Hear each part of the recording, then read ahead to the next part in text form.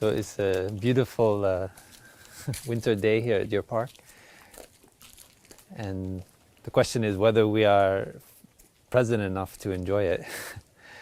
So walking meditation is to cultivate that kind of presence so we can see clearly what's going on in our body and also what's going on with our walking and with the nature around us and especially with the community around us. So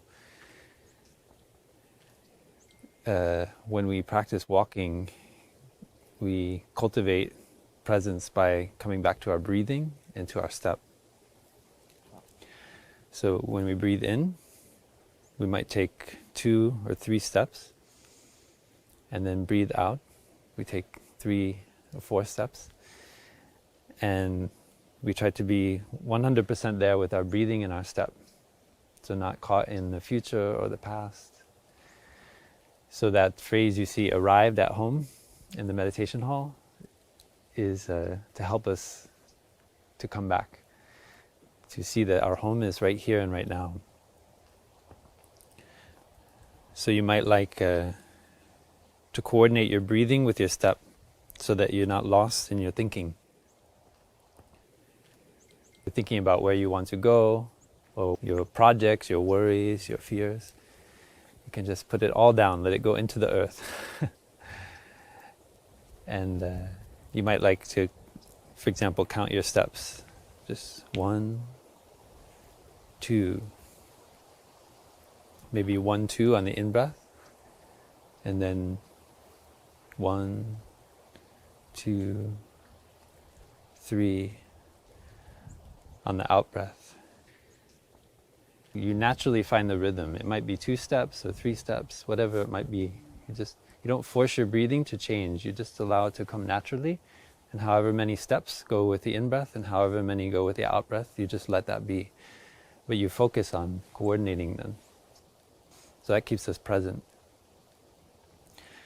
And when you really are able to do that, you can continue on and practice the teaching on arrived at home. So you might like to say, arrived, arrived, arrived, and then on the out-breath, at home, at home, at home. It means that your step is home, right here, right now, and not somewhere else. So Tai, our teacher, loved to remind us that the direction of life is here and now. The address of life is here and now. So wherever we are, we can be at home. Wherever we are, we can be at peace. Wherever we are, we can enjoy life within us and around us. Sometimes look at human beings and they think, why are we always running around everywhere? Why can we not just come back and enjoy this moment on the earth? So let's try to realize that today.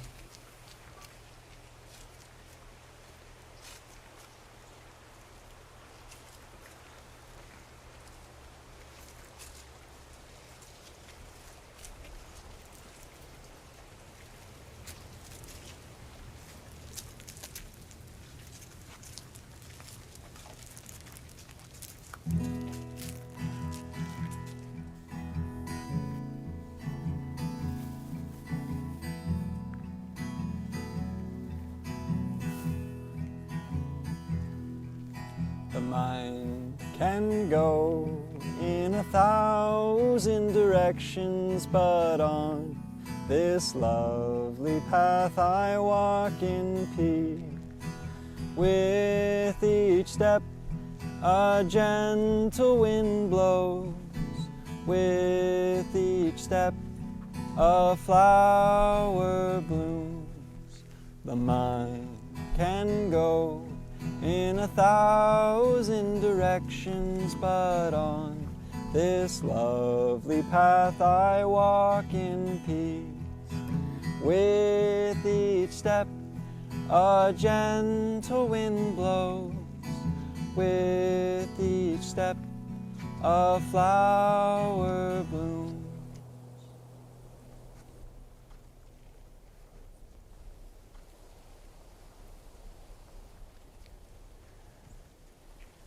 You might like to also walk with your ancestors, your mother, your father.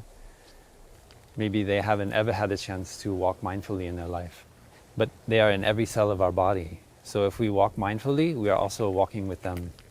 So we are walking for them. So our peaceful steps of arriving at home also are transmitted to them through every cell in our body. And not only our mother, father, our grandparents, but also, our ancient ancestors. Something like a chimpanzee, something like a lizard. Yeah, those are also in every cell of our body. The very shape of our foot has grown up in contact with the earth. That's why we are able to walk as two-legged creatures on the earth. This arch in our foot and the Achilles tendon is designed for us to walk like that, upright on the earth. So we are walking with our ancestors, our evolutionary ancestors as well. And in this way we connect with the trees, with the plants. And when we do that, our steps become legendary. So wherever we walk becomes a legendary path. Where the Buddha walked in his time became a legendary path.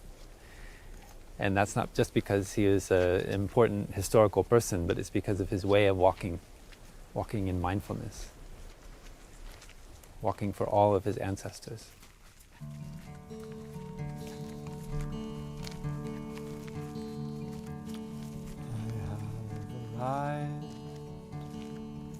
I am home in the here and in the now. I have arrived. I am home in the here and in the now. I am solid. I am free. I am solid. I am free. In the ultimate I dwell.